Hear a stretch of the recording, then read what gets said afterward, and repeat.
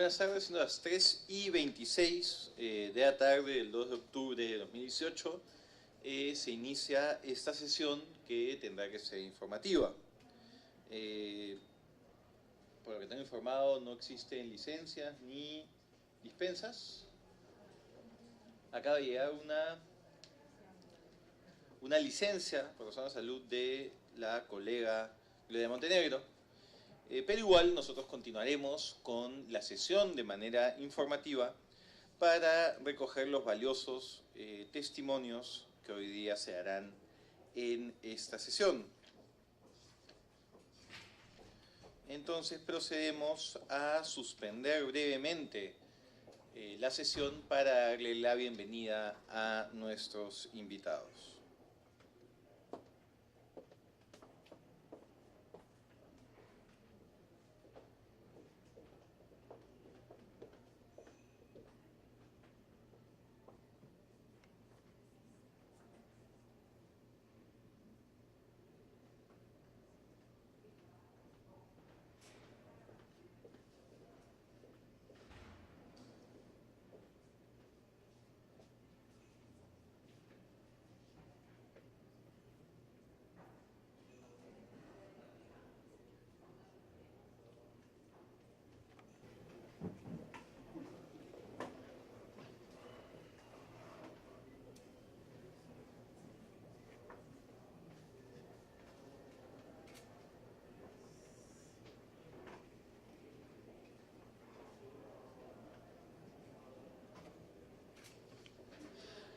Retomando la sesión, a continuación tendremos la presentación de testigos del Colegio Héctor de Cárdenas, quienes informarán ante la comisión los hechos relacionados con los supuestos tocamientos indebidos que se habrían realizado al interior de dicha institución educativa.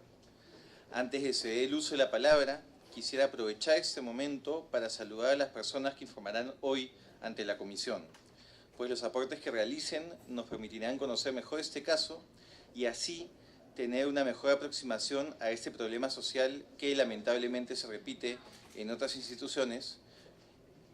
Confío en que esta comisión se encontrará a la altura para escuchar la atención que se merecen. Le doy la bienvenida al colega Juan Carlos Yuyes y le doy el uso de la palabra al señor Juan Bosco. Como primer testigo, el señor Juan Bosco, quien ha sido profesor y director de secundaria del Héctor de Cárdenas entre los años 1998 y 2008. Adelante, por favor.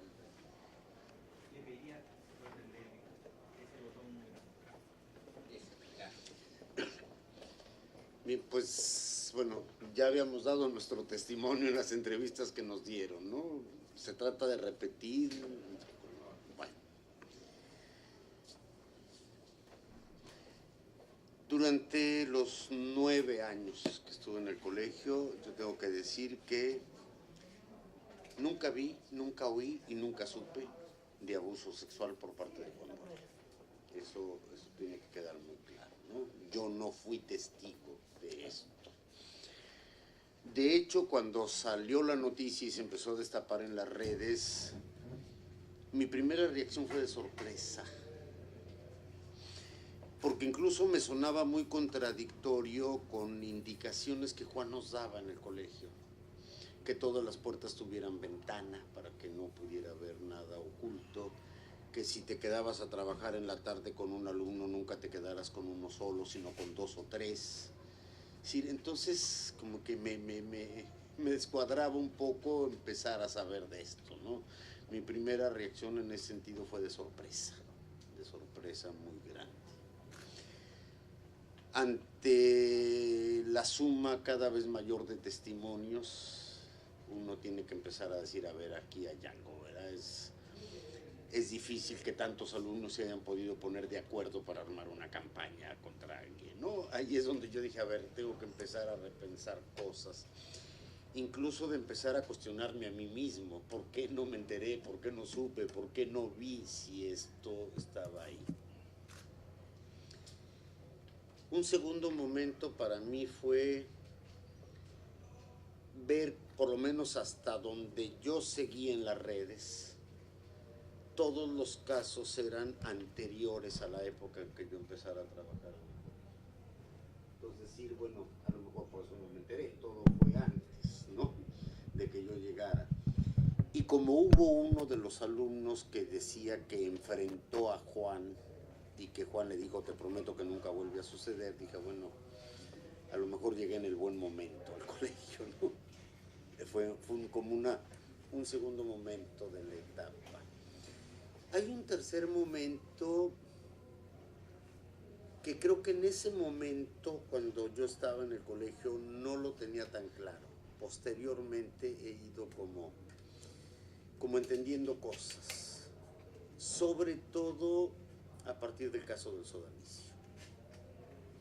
Entonces, lo que yo sí vi en el colegio, nunca vi abuso sexual, pero sí vi abuso psicológico a los alumnos, y muy frecuente.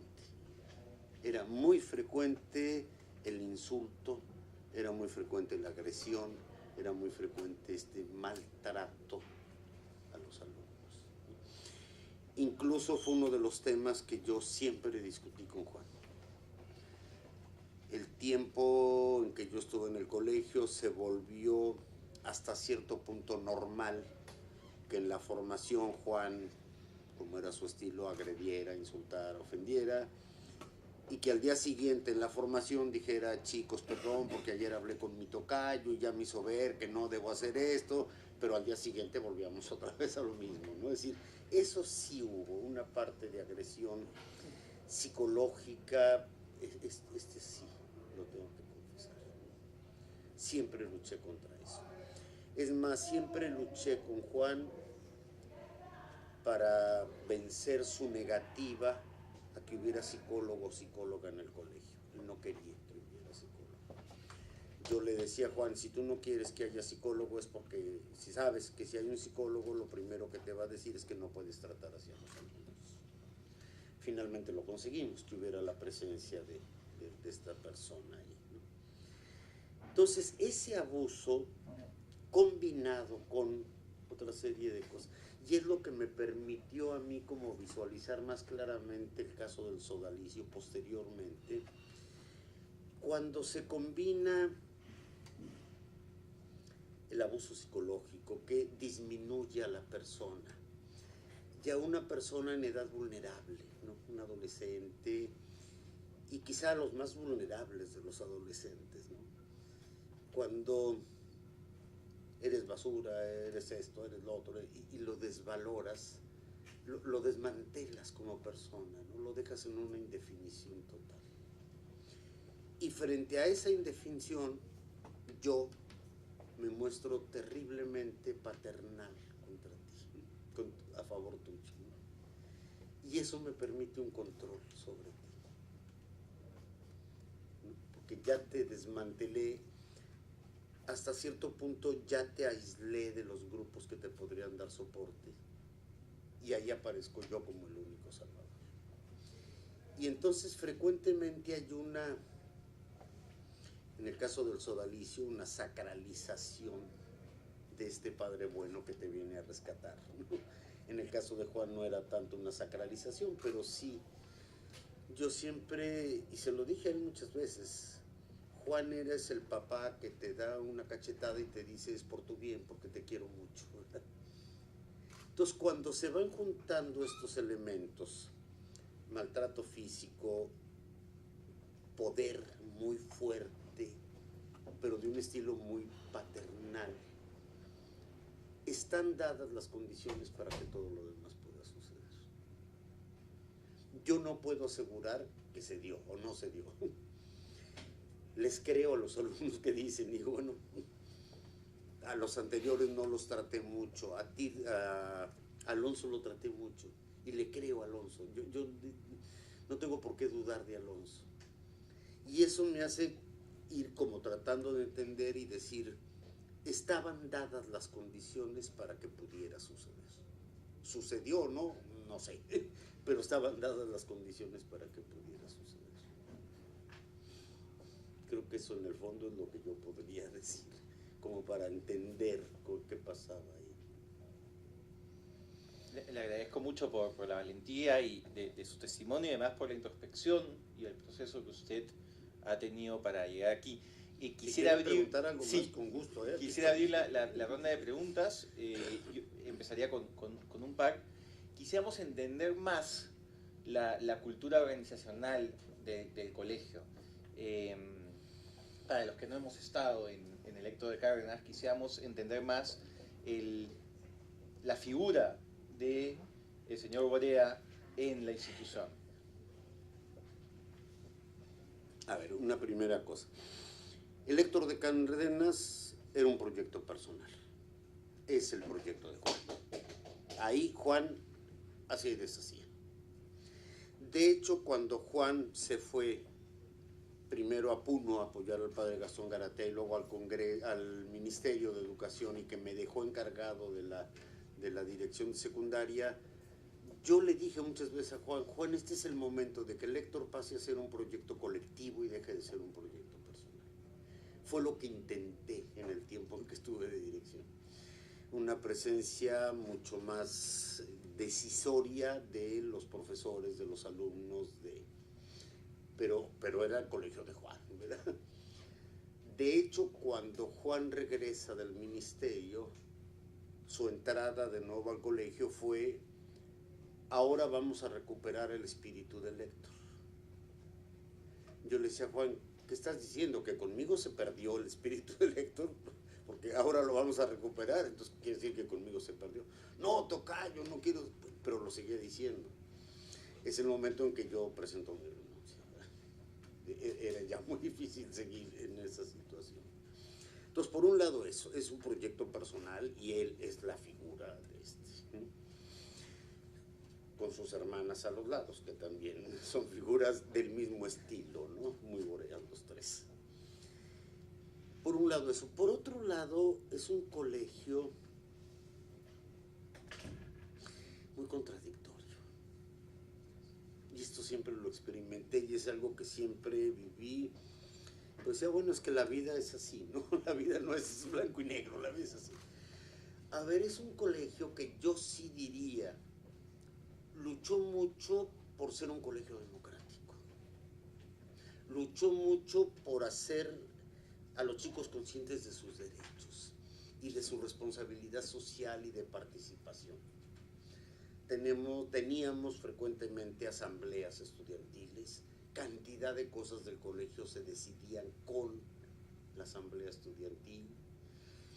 Los profesores, por lo menos creo que más cuando yo tuve la dirección, era muy decidir en equipo todo, ¿no? El tiempo en que yo estuve director, yo no podía contratar un profesor que no me lo hubiera aprobado el Consejo Estudiantil. Yo no podía expulsar a un alumno sin que me lo aprobara el Consejo Estudiantil. O sea, sí era un colegio muy democrático, sí era. Y había mucha conciencia de esto. Incluso me llamaron mucho la atención muchos de los testimonios que fueron saliendo cuando chicos le decían, Juan, te condenamos o te acusamos por lo mismo que tú nos enseñaste, que no debemos quedarnos callados, que tenemos que denunciar, que tenemos que decir la verdad. Esto era muy fuerte, pero al mismo tiempo un colegio muy autoritario por la persona de Juan. Hay una contradicción muy fuerte ahí en la estructura misma del colegio. Sí, difícil de entender quizá, pero lo vivíamos todos los días. Y algunas preguntas que van a ir tal vez un poco más al ámbito especulativo, pero en realidad lo que queremos es saber su impresión y su percepción sobre el tema. Entonces le pido un poco de comprensión.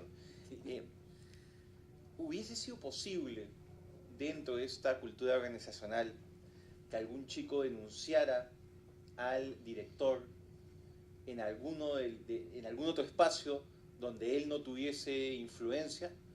O sea, existían los espacios de confianza, los espacios alejados a Borea, como para que alguno de esos chicos que pudiese procesar eso, porque sabemos que esto suele tomar un proceso interno muy particular y con muchas cosas muy difíciles. Sí.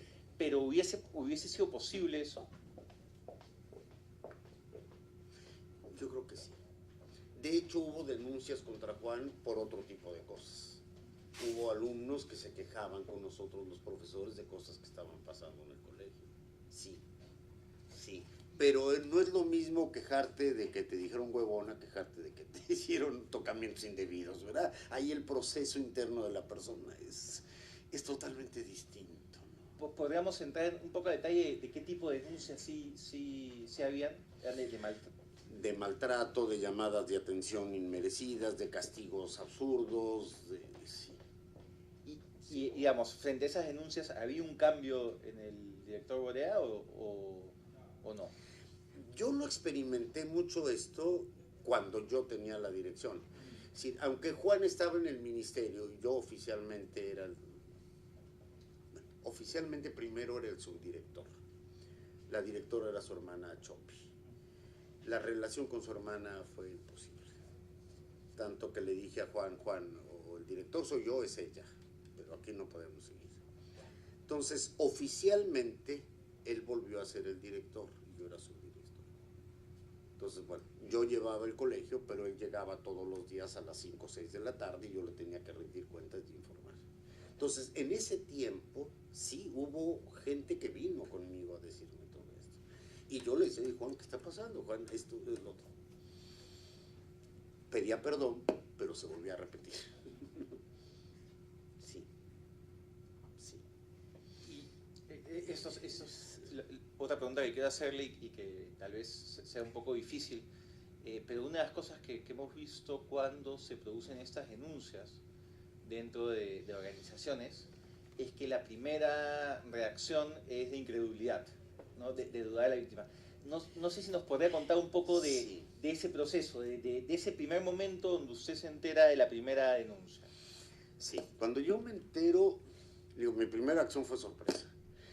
No por dudar de la víctima, sino porque había una serie de cosas en el colegio que hice, pero a ver, lo que ya les decía, ¿no? Juan siempre dijo, las puertas tienen que tener lunas, se tiene que ver el interior, nunca se queden solos con un chico. Cuando él llevaba chicos a sus viajes del ministerio, que era una práctica frecuente, para que conocieran el país, para que se involucraran con él, nunca llevó a uno solo, siempre llevó a 2 o 3. Es decir, en ese sentido, incredulidad, ¿no? Decir, oye, pero y todas estas indicaciones que nos daba Juan para que esto no sucediera, ¿cómo encajo estas dos cosas, no?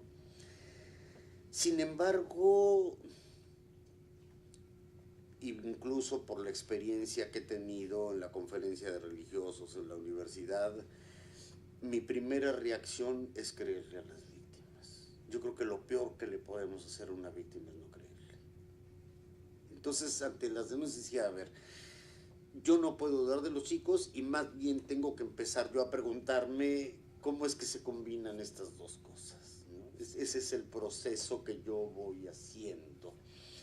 Y cuando se van acumulando los testimonios, pues cada vez más, ¿verdad? Así, y allí es donde le digo, yo fui haciendo este proceso de decir, a ver, ¿qué condiciones se daban en el colegio que permitirían que esto hubiera sucedido?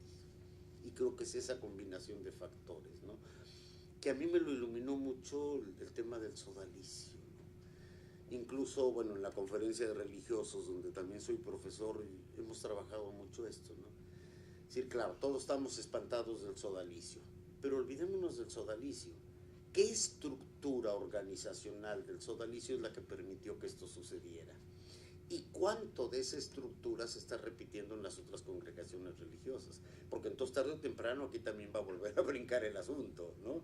Creo que es exactamente lo mismo que me pasó en el colegio, decir, a ver, ¿qué había en la estructura, en la institucionalidad del colegio que permitió que esto pudiera suceder si efectivamente sucedió? Sí, había dentro de la... Me llama mucho la atención cuando una de las alumnas, no me acuerdo ahorita quién fue, decía, todas lo sabíamos y nadie dijo nada. Yo decía, pero esta exalumna, no fue de mi tiempo, es anterior, decía, es que denunciar a Juan era como denunciar a nuestro papá.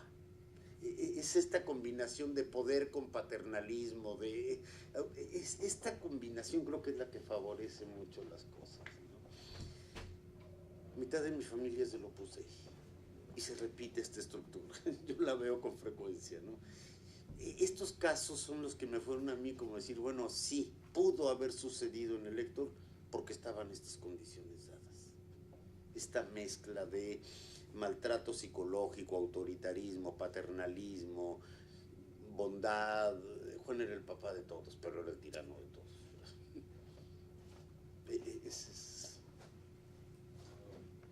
Sí. Incluso con los profesores. Si yo estoy dando mi clase y de repente se abre la puerta, entra Juan y me grita, tocayo, que no ves el papel que está ahí tirado en el piso, ¿qué te pasa? ¿Cómo es? Yo le decía, Juan, tú no me puedes faltar al respeto así, estoy dando mi clase. Sí, incluso con los profesores era esta conducta autoritaria, violenta, maltratadora. Luego pide perdón y te trata muy bien en otras cosas. Es esta mezcla de cosas las que yo creo que permiten que pueda suceder.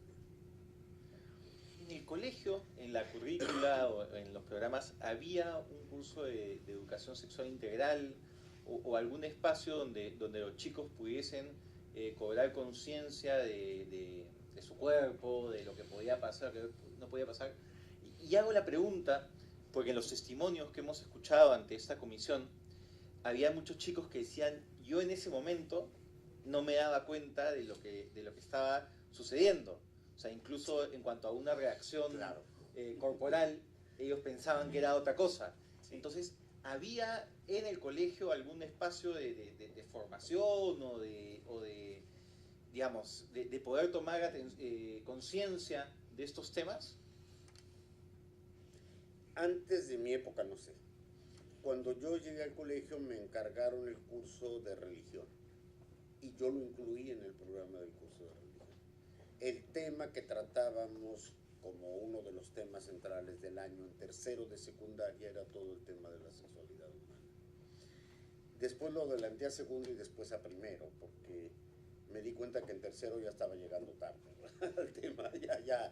Cuando yo lo abordaba en tercero, estos chicos ya. Y digamos, los chicos que estaban en tercero de media, digamos, tenían conocimientos, pero habían recibido antes de parte del colegio algún tipo de formación, o notabas que era más una información obtenida de fuera del colegio? Yo creo que más de fuera.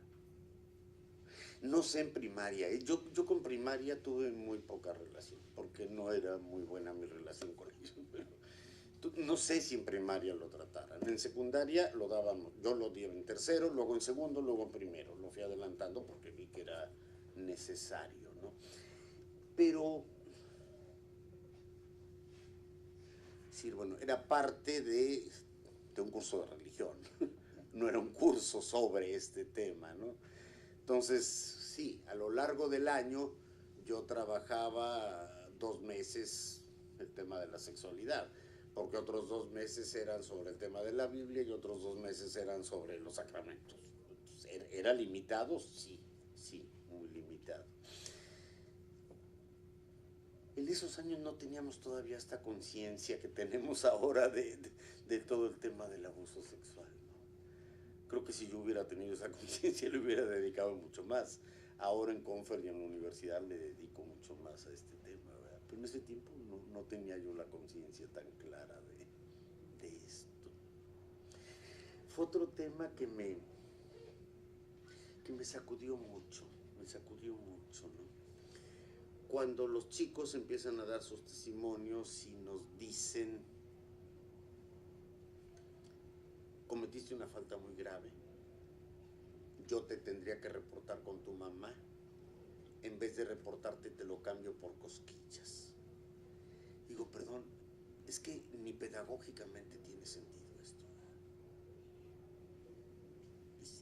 Aquí, cuando yo leí eso, decía aquí hay algo muy torcido. No puede ser, pedagógicamente esto no tiene sentido, ¿no? Juan Borea, que era el máximo de la educación, digo, oye, perdón, pero es que esto no tiene el menor sentido. Y me duele mucho cuando después en sus declaraciones dice, sí, yo lo decía, pero era una broma. Dije, no, aquí se me acabó de caer el asunto. Se me acabó de caer el asunto. No puedo entender una explicación de estas, ¿verdad? No. Pero sí, yo, por por lo menos yo en ese momento no tenía la conciencia tan clara de todo lo que ahora sé y tengo claro del abuso sexual. Entonces abordábamos el tema de la sexualidad, me parecía importante, pero de manera limitada, y más quizá en la línea de prevenir el embarazo adolescente, más que en la línea de prevenir el abuso. Sí, no tenía yo esa conciencia tan clara en ese momento. Luego de producir la denuncia, usted, o bueno, retomamos primero el tema del castigo, esta alternativa, ¿no? Para los que no somos pedagogos, si nos podría explicar un poco por qué esto, desde el punto de vista pedagógico, no se sostiene. A ver, primero, si yo te digo que cometiste una falta muy grave, tanto que debería reportarte con tu mamá o con tu papá, estoy hablando de algo muy grave. Y luego una sanción tan drástica como te reporto con tus padres, te la cambio por cosquillas. Perdón, sí, esto no tiene lógica. Y no tiene ningún fundamento educativo para el chico. ¿En qué educa al chico una sanción de esas?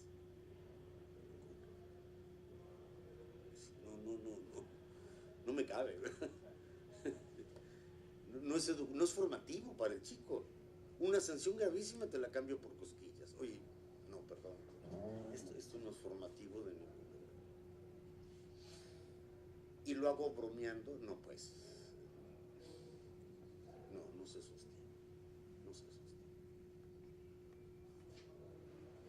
Me duele decirlo, yo Juan lo que lo estima mucho, pero me duele decir las cosas como No, le agradezco que haya venido y la valentía de su testimonio, lo apreciamos mucho como comisión. ¿Usted ha tenido algún tipo de contacto luego de las denuncias con Borea o en contacto con gente que estaba en contacto con él? Después de que vinieron las denuncias, le mandé un correo electrónico diciéndole: Juan, me duele mucho lo que está pasando, aquí estoy. Nunca recibí respuesta. Ya no he vuelto a intentar un contacto. He tenido contacto con 2 alumnas de mi tiempo, del tiempo mío, Gabriela Ramos y su hermana, chicas que fueron alumnas de mi tiempo. Porque me las encontré en la universidad, ellas estaban haciendo un trabajo de investigación con alumnos de la universidad. Y ahí nos encontramos, ahí vamos a tomar un café y ahí salió el tema. Y ellas 2, por lo menos ellas 2 también me decían que nunca se enteraron de nada. Con nadie más del colegio he hablado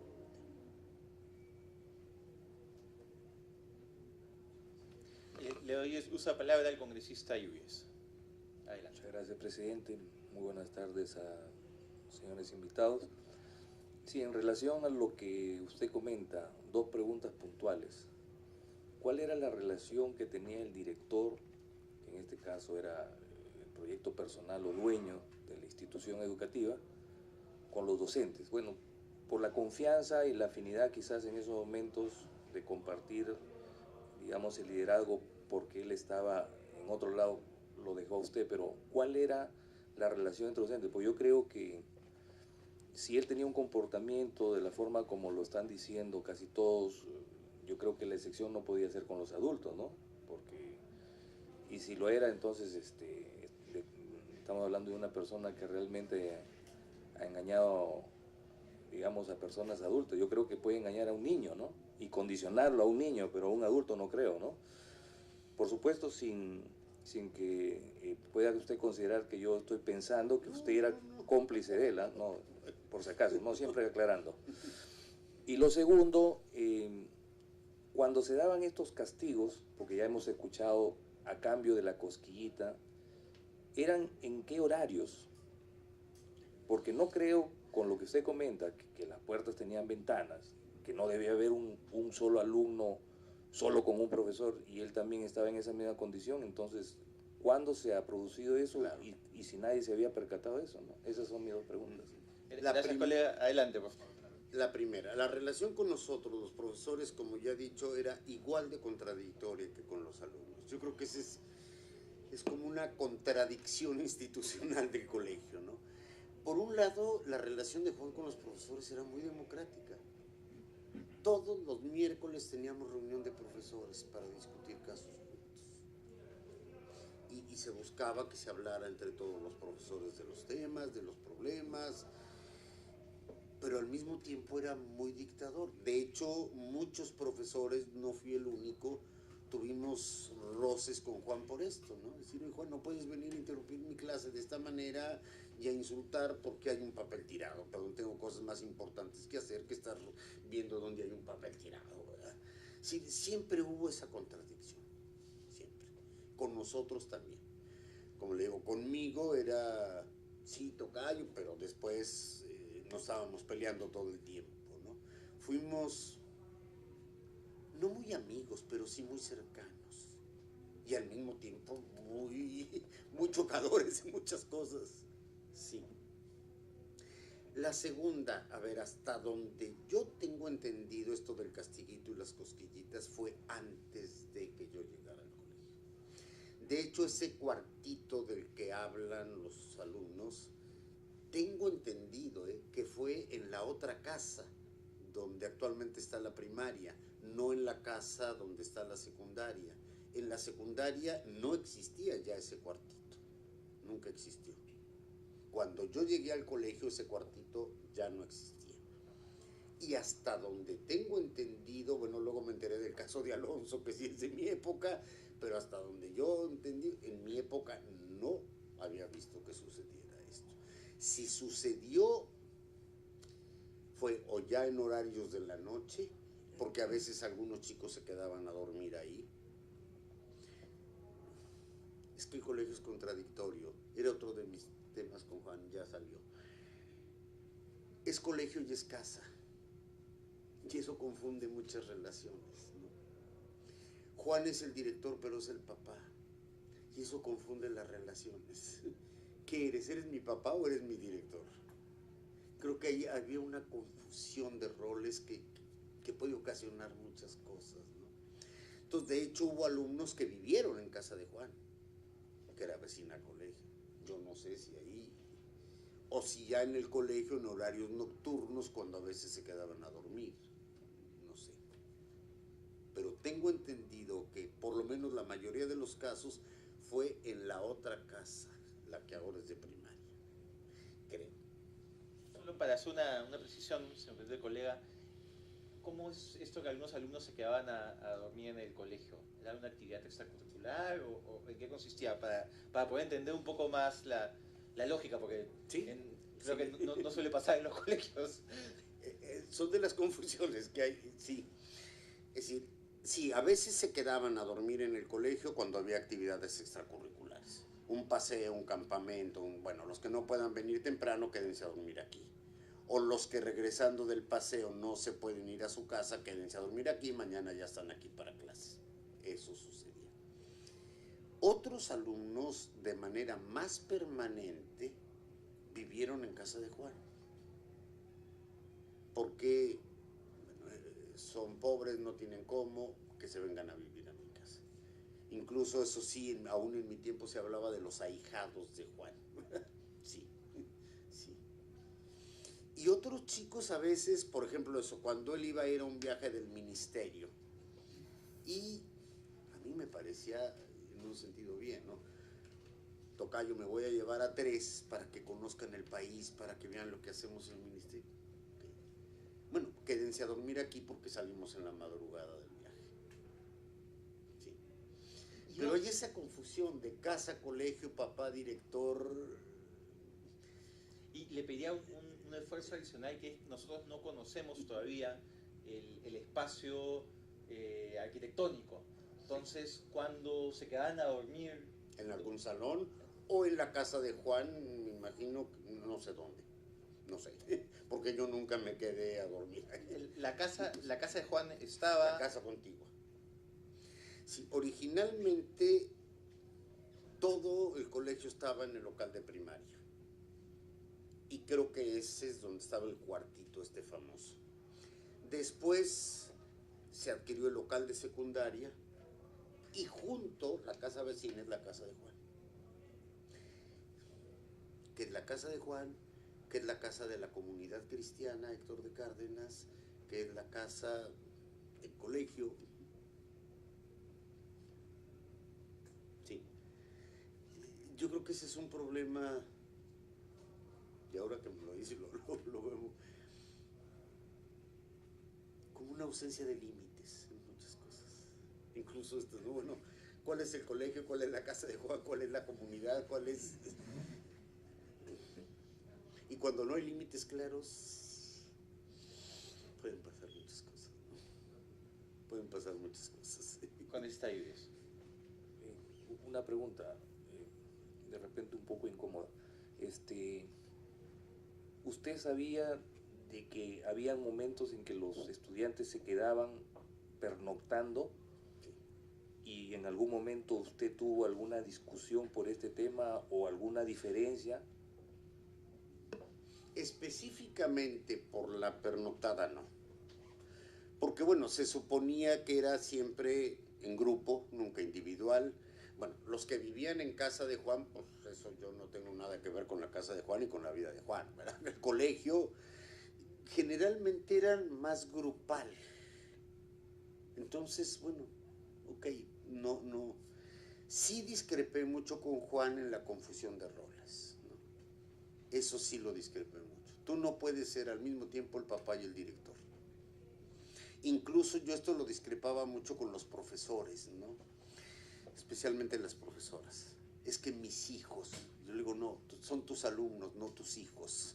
Cuando no somos capaces de hacer esta distinción, le creamos al mismo adolescente una confusión terrible en su personalidad, ¿no?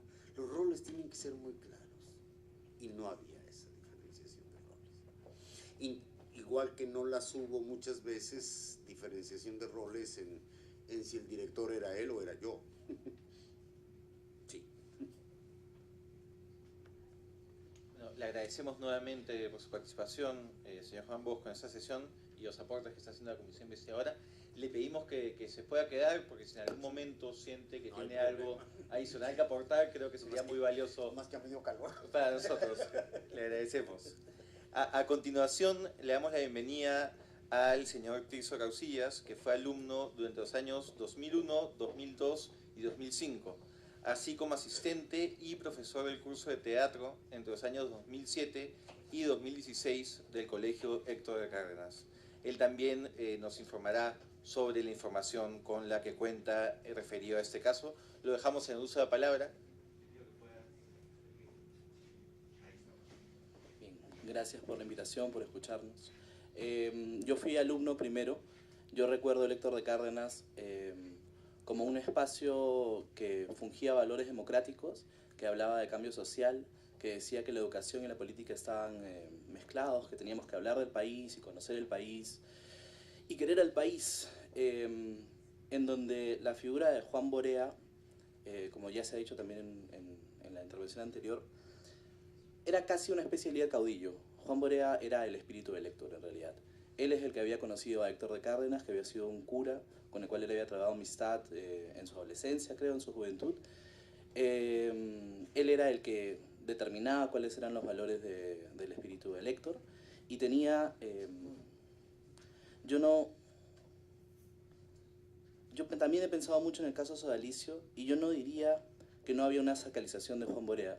Juan Borea tendía a presentarse a sí mismo como una figura de alta integridad. De hecho, él justificaba sus exabruptos físicos y verbales como una muestra de su enorme integridad.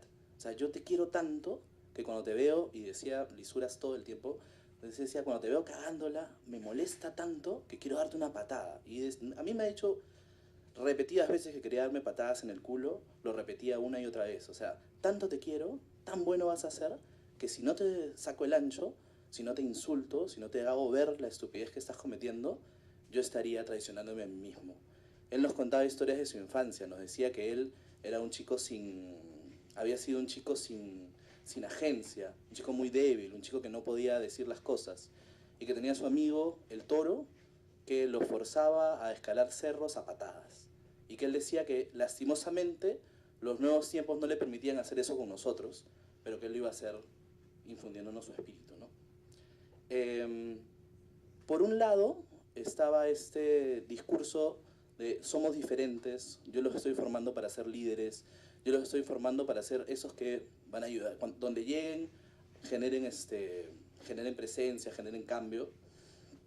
Y por otro lado, para poder lograrnos hacer eso, para que nosotros llegáramos a ese lugar, él abusaba de nosotros psicológicamente. Yo vi esto transversalmente durante toda mi experiencia como estudiante. También, cuando yo llegué a Héctor de Cárdenas, los chicos de la promoción, los mayores, los de quinto de media, se acercaban a los chicos de primero a contarnos que tuviéramos cuidado con Juan Borea en son de broma, como si fuera una leyenda. Se reían, o sea, él, ten cuidado que le usan los pies. Si tú vas a un campamento y haces mucho ejercicio, él va a ir, te va a llevar, y contaban exactamente los casos que han testimoniado a mis compañeros. Solo que se presentaba como una especie de excentricidad, como una cosa casi a la broma. Incluso recuerdo profesores haciendo bromas alrededor de eso. Recuerdo al profesor Erika Lata diciendo ten cuidado, si tus pies, etc. Recuerdo además que cuando yo estaba en segundo de media, un profesor fue acusado, corrió el rumor de que un profesor tenía relaciones con una alumna, no sé si sexuales, pero que habían tocamientos individuos, que se besaban, que era una especie de pareja. Y Juan Borea entrevistó uno por uno a todos los alumnos de mi salón, porque estaba en mi salón esta persona, y recuerdo que él me dijo que hacer acusaciones de ese tipo era muy serio y que él me podía expulsar, porque la chica, me dijo en sus palabras, era una chica muy movida, tú no sabes qué se está inventando, el profesor tiene una familia, y la verdad es que si tú levantas falsas acusaciones, yo te puedo expulsar si quiero. A solas con Juan Borea en su oficina. El resultado de este caso, en donde corrían los rumores de que había una situación, una relación de crimen, ¿no?, entre este profesor y mi compañera, fue que mi compañera fue retirada del colegio. El profesor siguió siendo profesor muchos años más. No ya cuando yo ya era profesor, pero sí se acercaba al colegio de vez en cuando, ¿no? Luego de eso, recuerdo que es verdad que los rumores del castiguito eran mucho más fuertes, eran mucho más una broma, estaban mucho más en voz de todos durante los primeros años de secundaria, y que fueron desvaneciéndose poco a poco, ¿no? Pero siguió siendo una constante. De hecho, hay dos compañeros de mi promoción que fueron víctimas, y uno que ha decidido denunciar, otro que ha decidido no denunciar. Luego de eso, yo, 2 años después de graduarme, en el 2007, fui invitado a ser asistente del profesor de teatro. No estuve 2 años, luego de eso me retiré, pero al año siguiente el profesor de teatro renunció y yo fui contratado. Creo que es un buen caso también para señalar cómo esta contradicción de abuso de ti, soy violento contigo y te doy algo, o muestro mi generosidad, era una constante para profesores, para alumnos, para cualquier persona que se relacionara con él. Cuando él me llamó, me dijo, he llamado a 4 personas exalumnos, ninguno de ellos puede, así que te llamo a ti. Mi papá, durante el tiempo en que yo fui profesor de Héctor de Cárdenas, enfermó de Alzheimer, y mi madre viajó a España a vivir.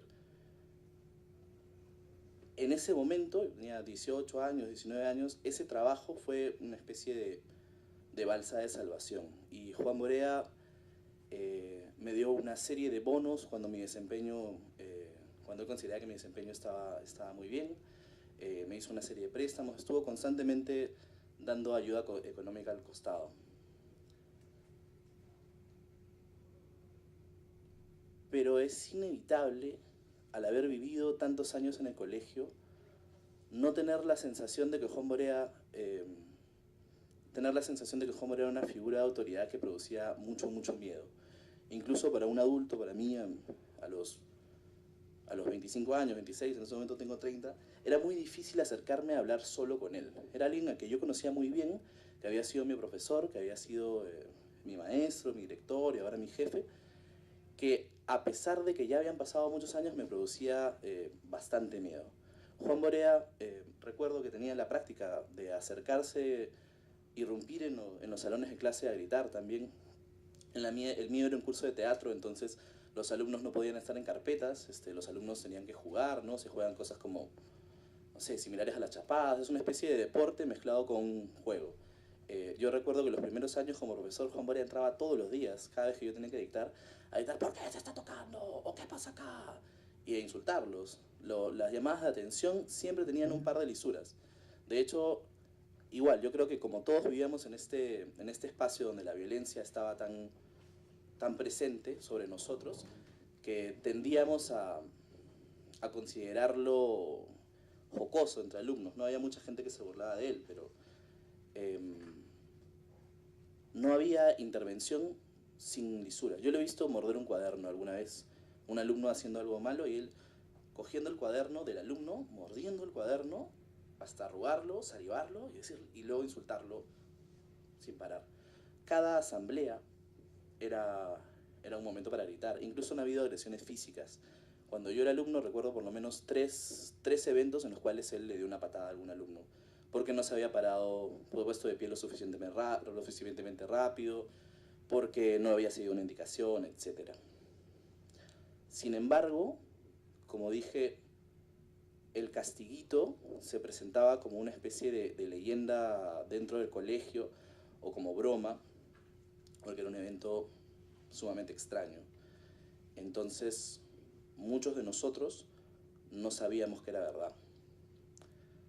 Cuando las denuncias se hacen públicas, sin embargo, para mí fue muy chocante porque el primer testimonio que leí era exactamente el rumor que corría a voces por todo el colegio. El rumor del que incluso algunos profesores habían hecho bromas cuando yo era alumno y luego, bueno, ante la cantidad de testimoniantes también, creo que yo llegué a contar unos 20, y quizás haya más, porque hay un grupo de Facebook de alumnos privado, de exalumnos, en donde mucha más gente también ha manifestado que fueron víctimas de tocamientos indebidos, pero por la naturaleza del evento me parece totalmente entendible que alguien no quiera seguir el proceso judicial.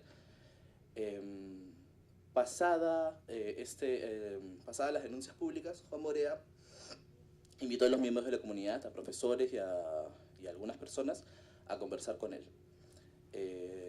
Lo hizo en su casa, que queda justo al costado del colegio. Debo agregar que entre la casa de Juan Borea y el colegio existían dos puertas directas. En el patio de recreos había una puerta que abrías y llegabas a la cocina de Juan Borea, y en el tercer piso, en un auditorio nuevo que hicieron, había una puerta que daba directamente al mini apartamento de su hermano Pepe Borea, que luego tapiaron un año después, pero la puerta de abajo no. También yo recuerdo que cuando era alumno sí existía un cuartito donde había una cama. No recuerdo que se usara, no recuerdo haber visto a alguien entrando, que actualmente es la sala de profesores. Era una especie de cuarto depósito donde recuerdo verlo. Se supone que ese... Perdón.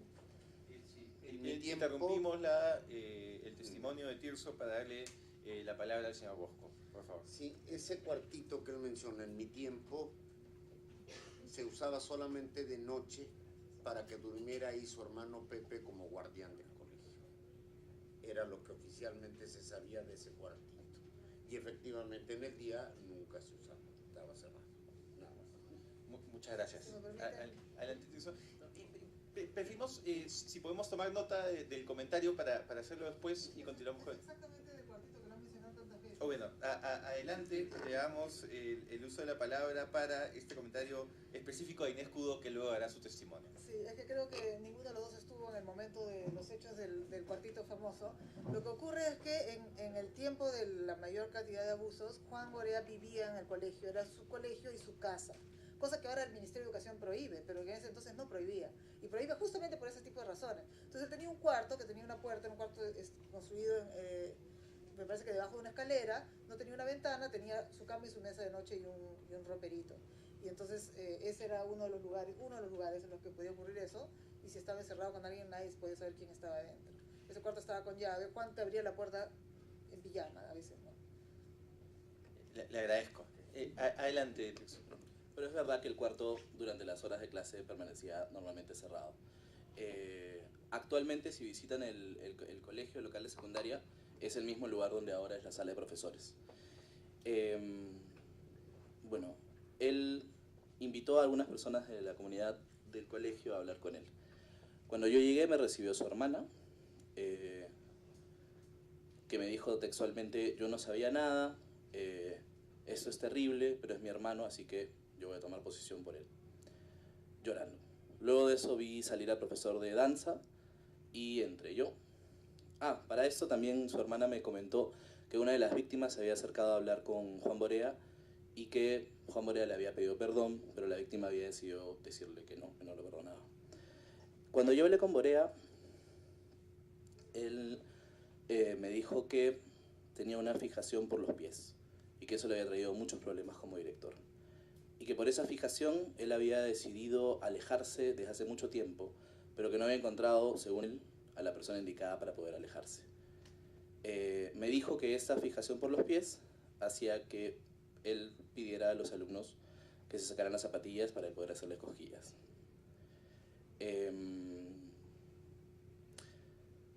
Además, me contó que él tenía un amigo muy cercano que textualmente me dijo también andaba metido en huevadas y que lo iba a visitar porque tenía mucho miedo de convertirse en él en algún momento. Me dijo también que le iba a dar la cara, que lo único que la razón por la cual no se pronunciaba era porque quería separarse del colegio para que el colegio pueda seguir a pesar de él.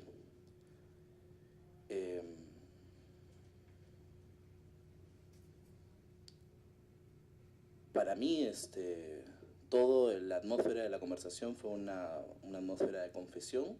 Estaba muy dolido, estaba muy triste, manifestando mucho arrepentimiento, cosa que fue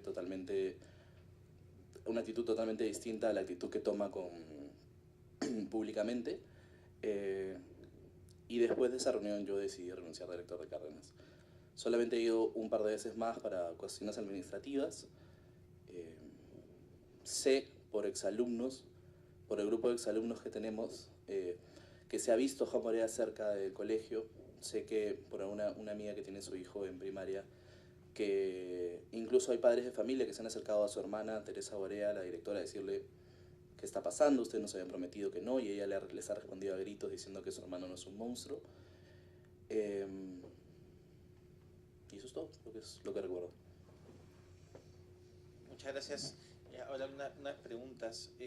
Esta falta de límite entre, digamos, director y actitudes paternales, pero a la vez con una personalidad bastante autoritaria, es tal vez un poco difícil de entender si es que uno no lo ha experimentado. Entonces, si pudieras ayudarnos a entenderlo, tal vez con ejemplos o aterrizando un poco la personalidad de Borea. Sí.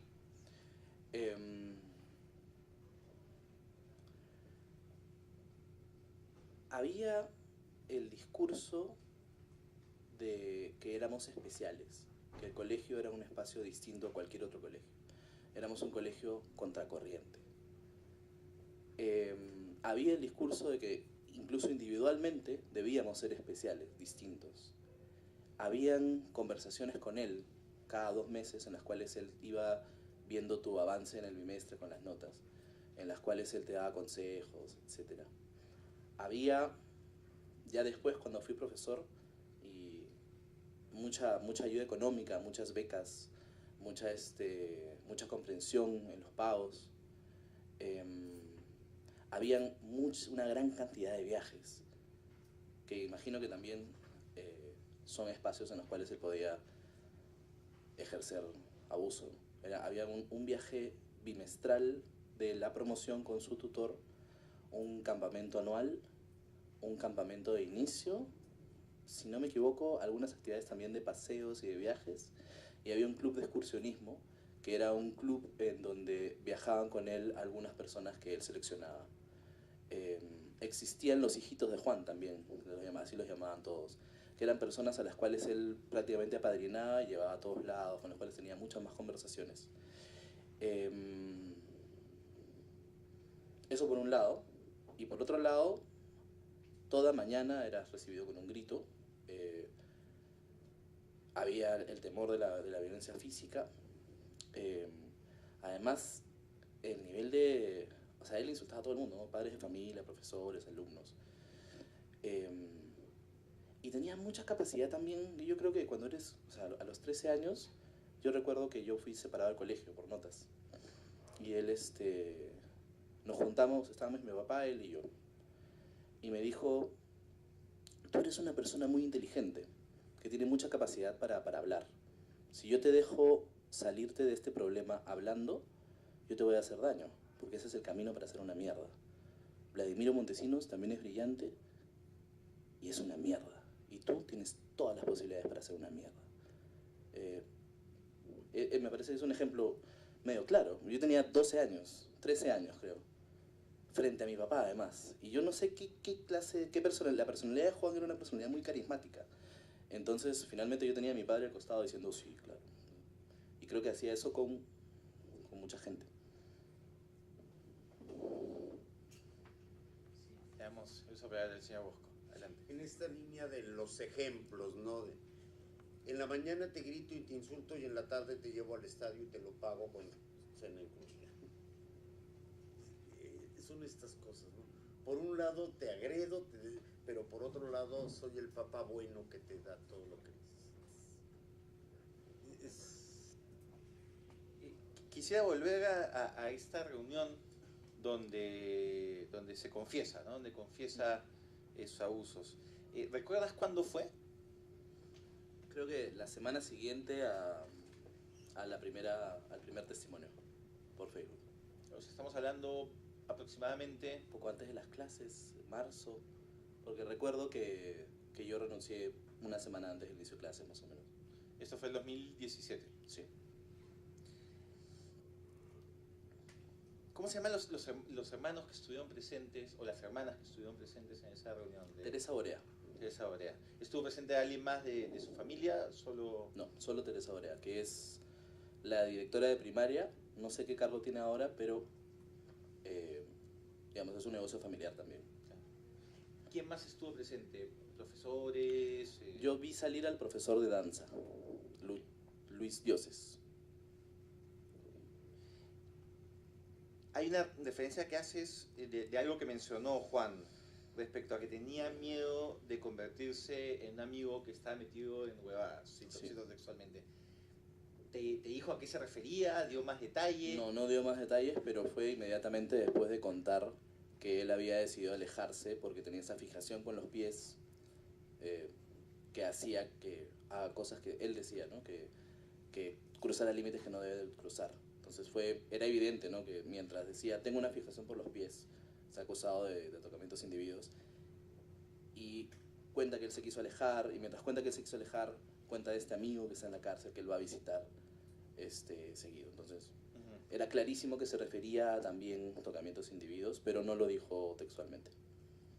Ahora, en un plano un poco más subjetivo, pero creo que es valioso tener esa experiencia vivencial, ¿no? Cuando sale la primera denuncia, y tú te enteras de la primera denuncia que es a través de Facebook, ¿qué es lo que sientes? ¿Le das verosimilitud? ¿Te cuesta creerlo? Cuéntanos un poco de tu experiencia personal. Creo que lo primero que sentí fue un enorme shock a... Toda la leyenda del Castillito era una especie de leyenda totalmente inverosímil, de la cual nos reíamos. Entonces sentir que alguien estaba denunciando que era real me produjo un impacto enorme. Yo, por regla general, también creo que hay que creerle a la víctima, y además lo que estaba describiendo era algo que era Vox Populi en el colegio. Entonces, pero yo tuve una hora entera de impacto. Luego pude ver cómo mucha gente del colegio aparecía en el mismo muro de la víctima a atacarla, y pensé que yo no quería ser parte de esa ola tampoco. Al principio yo no entendía cómo era posible que alguien que para mí era una figura de integridad esté involucrada, ¿no? Pero fue en el mismo muro de la primera víctima que las otras víctimas empiezan a decir yo también, y la cantidad de personas que dicen yo también borró cualquier tipo de duda. Inmediatamente nos juntamos algunos amigos de la promoción y hicimos una especie de comunicado exigiéndole a Borea que, al día siguiente creo, exigiéndole a Borea que hable, que diga algo. Eso fue lo que pasó, fue...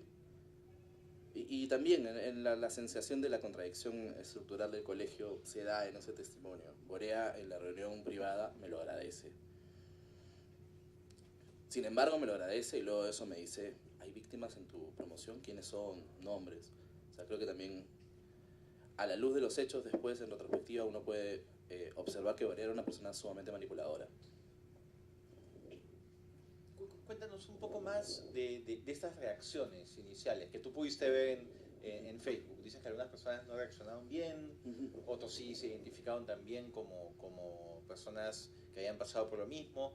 Si nos puedes dar más detalle para poder entender el efecto que esto tuvo en la comunidad de exalumnos. Sí, recuerdo sobre todo a los auxiliares, son las personas que se encargan de las cuestiones logísticas alrededor del colegio, atacando a las víctimas de cualquier persona que dijera que eso era verdad, sino que era imposible, que Juan era una persona sumamente íntegra, que Juan a todos nos había ayudado, que es una constante, ¿no? Como había una mezcla de beneficencia con ataque. Entonces recuerdo insultos, recuerdo largas discusiones, recuerdo un alumno también de secundaria escribiendo, diciendo que Juan era esta persona intachable y que lo había ayudado y que era una figura importantísima para él, una figura casi paterna. Y recuerdo mucha gente diciendo, una ola inicial de este grupo, unas 10 personas diciendo esto es imposible, denuncia ya, vamos a acusarlo de difamación, vamos a buscarlo, retráctate. Y no recuerdo quién, pero recuerdo la voz de alguien diciendo esto a mí también me ha pasado. Y todos saben que esto pasaba. Se hablaba del castiguito transversalmente. Todos los alumnos, todos los profesores decían. Y esto conllevó a que más personas dijeran yo también, y la primera ola inicial de defensa fue callándose, hasta que hubo silencio. Yo creo que si en esa larga discusión de Facebook, donde creo que habían, no sé, 100 o 200 personas peleándose, no hubieran habido esas 20 o 30 personas que dijeron yo también he sido una víctima, probablemente lo que hubiera sucedido es que el primer testimoniante hubiera recibido solamente una ola de incredulidad y de ataques de todo calibre, ¿no? Y, digamos, esto era una especie como de Vox Populi a nivel de alumnos y también de docentes. ¿Esto nunca llegó a los padres de familia? ¿Es verosímil que no haya llegado a los padres de familia? ¿Cómo explicas el fenómeno? Con la reconstrucción de los testimonios y también pensando, ¿no? Recordando, y también un poco por lo que Juan Borea me cuenta en esa sesión privada, la cantidad de víctimas tiene una especie de curva, de olas. O sea, él se va alejando de la institución porque sabe que ha habido muchas víctimas. En el 2000 me parece que hubo un caso del cual yo no tengo mucho conocimiento, en donde una víctima lo denuncia entre la comunidad religiosa y entre el colegio. Yo entré en el colegio en el 2001. Entonces, justo si en el 2000 hubo este evento, ¿no? En donde Borea además decide alejarse, yo estuve en el colegio Héctor de Cárdenas en una época en que las víctimas fueron mucho más reducidas, había mucho menos. Lo que había era el rumor de, sin embargo en mi promoción hay 2 víctimas, ¿no?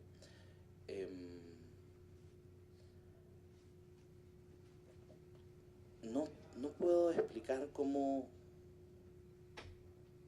no sé si puedo responderlo, creo que tiene que ver con quién era Juan Borea, por la imagen que él se producía de sí mismo, el impacto que tenía sobre los alumnos y sobre los padres de familia. Yo creo que la noción de proyecto compartido se llama colegio alternativo, colegio distinto a los demás, con valores de izquierda, donde ya cuando era profesor cada vez menos, pero cuando yo era alumno había muchos padres que creían en el sueño de un proyecto colectivo. Entonces era interesante llevarlos ahí porque además les iban a enseñar a ser ciudadanos.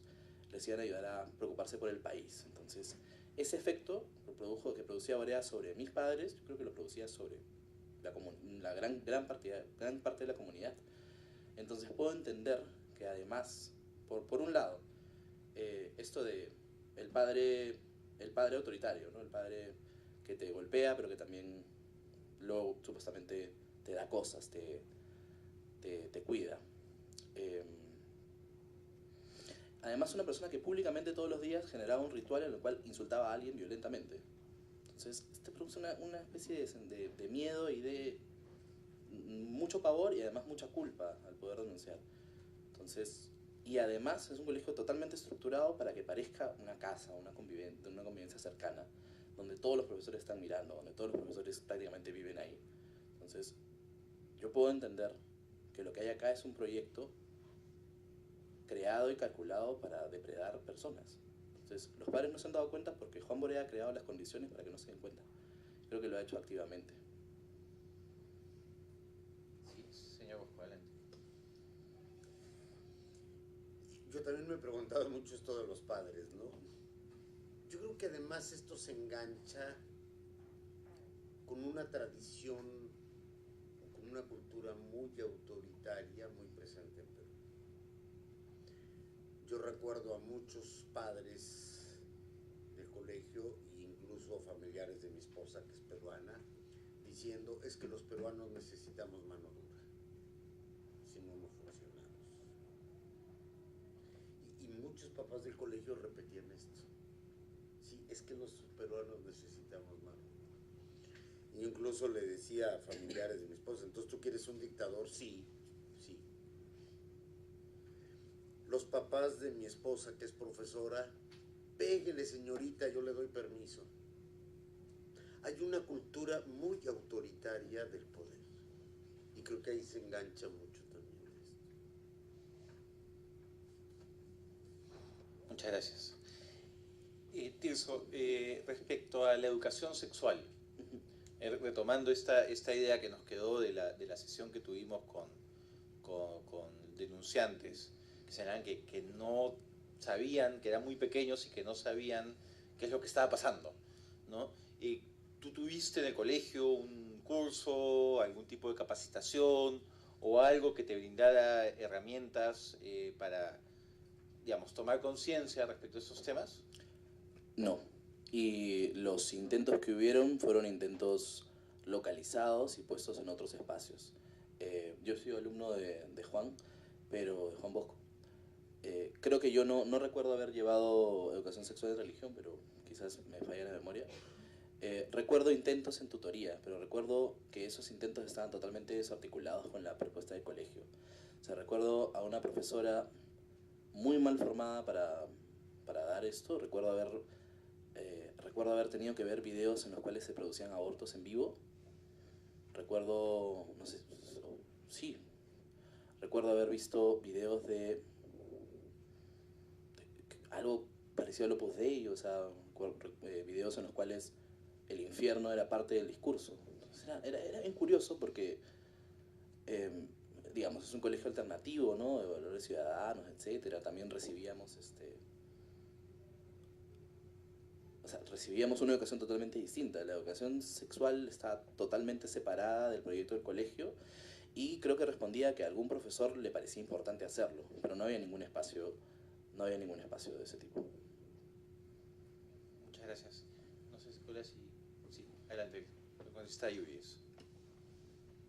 Muchas gracias. También una sola pregunta.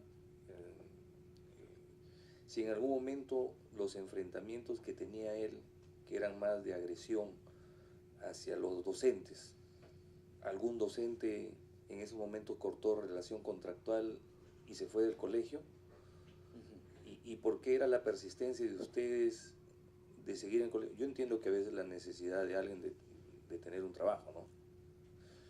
Y lo segundo es basado en los estudiantes, ¿no?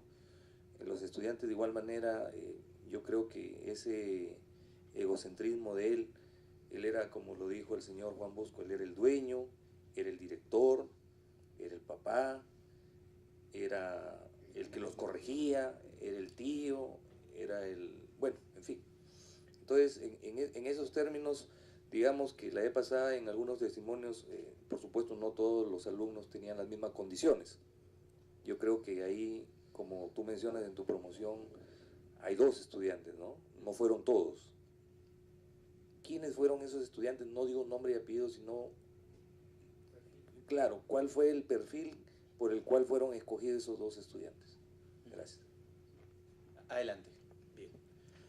Con respecto a la primera pregunta, en mi caso personal, haber sido alumno y tener la posibilidad de ser profesor de teatro, además teatro, que es una carrera con pocos empleos, generó un... Yo me sentía como en mi casa, porque ese es el espacio que había generado Juan Borea. Pero también creo que, un poco recogiendo lo que acaba de decir Juan Bosco, Juan Borea se presentaba a sí mismo como una especie de gurú de la educación. Tenía parvas magisteriales, hablaba de su trabajo en el ministerio.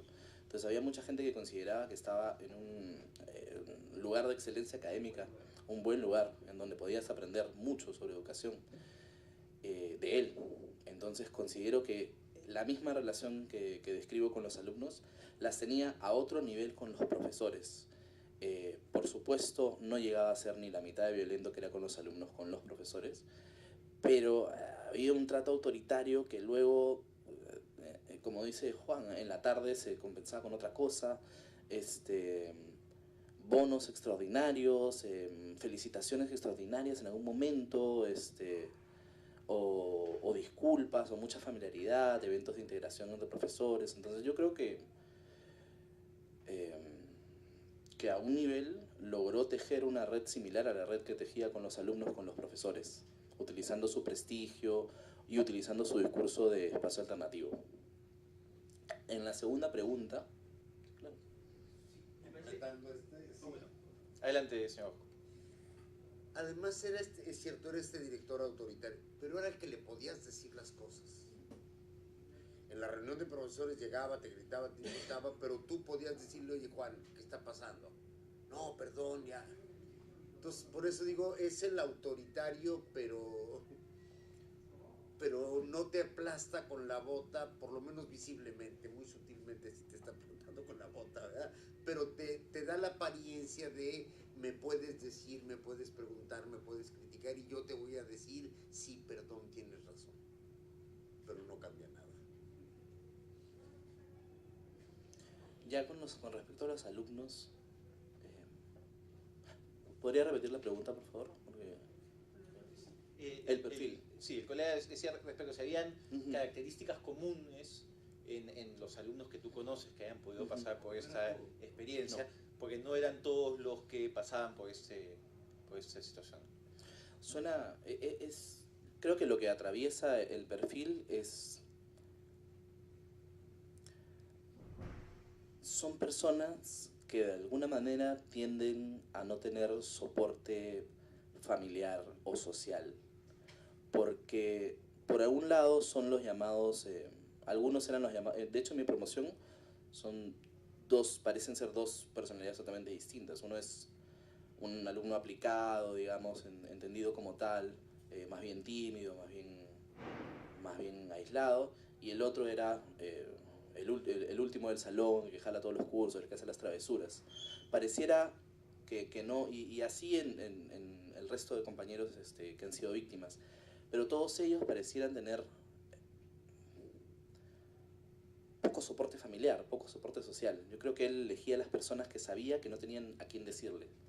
Y también personas que tenían espacios de vulnerabilidad, ¿no? Vulnerabilidad económica, pero cualquier tipo de vulnerabilidad, porque una de las víctimas que conozco no tenía un proceso de vulnerabilidad económica, pero una persona muy tímida, que entró en un proceso de querer coger valor, ¿no? Para poder, no sé, hablar en público, tener más amigos, y el discurso de Borea con él era ese: vamos juntos a hacer que tengas el valor para salir a hablar en público, para ir a hablarle a las chicas. Y de hecho, su testimonio de abuso fue con ese discurso: hacer ejercicio físico para que cojas más fuerza. Y por el otro lado estaba en mi salón otra víctima que era todo lo contrario, ¿no? Extrovertido, etc.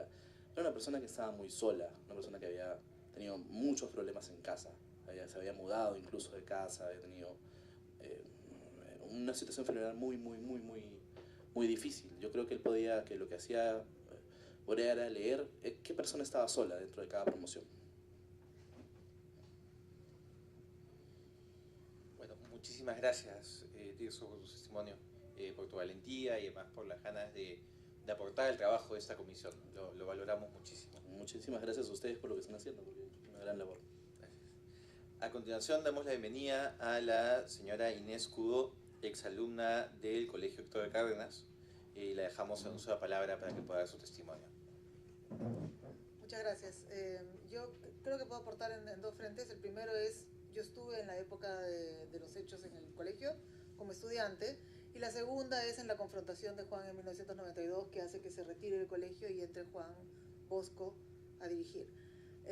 Lo primero, yo entré al colegio en 1986. La primera víctima que hemos logrado encontrar de todo, reportada cronológicamente, es de mi salón. Y han habido muchas víctimas que son de mi generación, entonces conozco muy bien los hechos. Como Tirso comenta, el tema de las cosquillas era algo constante, de bromas que no se llegaban a hacer serias, porque yo creo que era entre la vergüenza y el temor de los mismos chicos, algunos que efectivamente no se habían dado cuenta del componente sexual, y los que sí se morían de vergüenza, creo yo, y no querían admitir que ellos habían sido, ¿no? Yo debo admitir que sí estoy sorprendida de la cantidad. Yo sabía que eran muchos, pero no pensé, sobre todo en la concentración de las promociones alrededor de la mía, que han sido como las más vulneradas. El colegio, como han comentado, tenía esta cultura de violencia naturalizada, pero en ese entonces la violencia, incluso porque los papás podían escuchar a Juan puteando y carajeando a todo el mundo y no se indignaban, eran pocos los que decían eso no está bien, ¿no? Entonces era como una violencia naturalizada en general. Lo otro que no han comentado y que no lo he visto puesto, pero que creo que es parte de un poco del cuadro que cierra el perfil de Juan, es que tenía una actitud, una conducta misógina muy marcada, ¿no? Yo he sido su favorita. De toda la historia del colegio puedo decir que he sido con seguridad su alumna favorita mujer.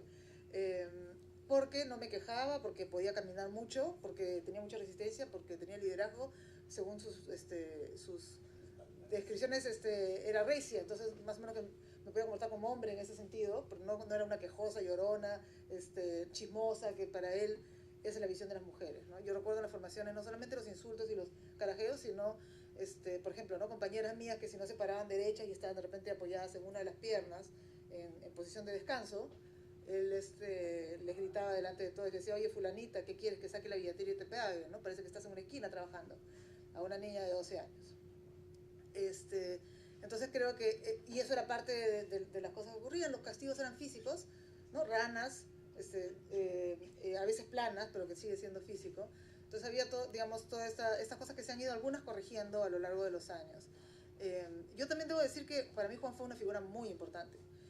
Una persona que me formó, que de hecho me ha hecho quien soy, entonces no es para mí tampoco fácil venir y decir que es un monstruo que destruyó todo. No tengo ninguna razón para destruir su vida y su carrera y su reputación, más que la solidaridad con las víctimas, a quienes les creo plenamente.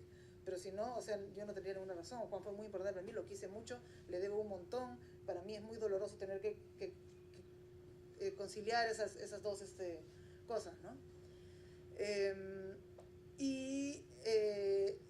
Lo otro que quiero decir es que en esa época en el colegio se cruzaron muchas líneas, no solamente en manos de Juan, sino que los profesores que teníamos, que eran buenísimos, eran profesores muy jóvenes, y no había tanto esa claridad de que un adulto con un estudiante es violación sexual, ¿no? Entonces habían incluso profesores que pedían permiso a los papás para estar con la alumna, y los papás la daban, ¿no?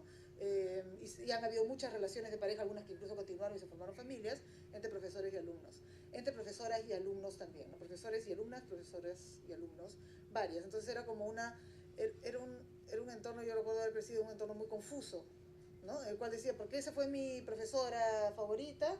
Ah, porque está embarazada de un alumno de quinto de secundaria, ¿no? Pero eso no era público, sino que cuando él me vio que yo me carteaba con esta profesora, porque no, me sentó y me dijo, ¿sabes qué? Que lo que pasa es que tú no te puedes cartear con esa persona porque se ha ido, porque tal cosa. Y me lo explicó, pero en secreto, ¿no? Todas esas cosas eran como cosas que se resolvían, pero en secreto, ¿no? Y eso también creo que era parte de la forma, lo mismo que con lo de los castigos que decía Juan Bosco, sobre lo pedagógico, ¿no es cierto? Nada pedagógico en decirle, bueno, entonces los castigos lo resolvemos, pero en secreto entre tú y yo. Entonces, cualquier docente de formación sabe que eso ya de por sí no es pedagógico, ¿no? Y ese era un poco el espíritu del entorno en ese tiempo. Con todas las contradicciones de además la lucha por la justicia social, la democracia, la honestidad, ¿no? Etcétera. Después de salir del colegio y de pasar por el programa de confirmación que manejaba la comunidad Héctor de Cárdenas, que es separada del colegio, son dos cosas diferentes, yo entré a la comunidad Héctor de Cárdenas y después de unos años asumí el rol de coordinadora general. Eso fue en el 99. Y como coordinadora general nos mudamos a la casa de Juan, que se acababa de comprar esa casa al costado del colegio. Antes de eso, Juan vivía en el colegio anterior.